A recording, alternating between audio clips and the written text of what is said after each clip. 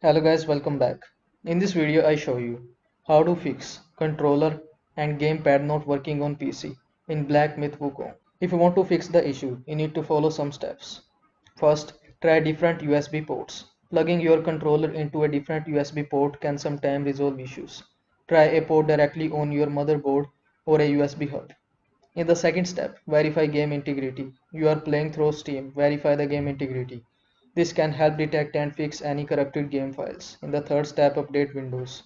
Ensure your Windows operating system is up to date. Windows update often include bug fixes and compatibility improvements. In the fourth step, check controller setting on your PC. Open your PC settings and go to devices. Check if your controller is recognized and if there are any specific settings that need to be adjusted. In the fifth step, use a controller emulator. If the above solutions does not work, consider using a controller emulator like X360 CE. This emulator can help translate your controller's input to be recognized as an Xbox 360 controller, which is widely supported by games. So I hope this quick tutorial will help you. Don't forget to like this video and subscribe to my channel for more of this type of content. I'll see you in the next video. Thanks for watching.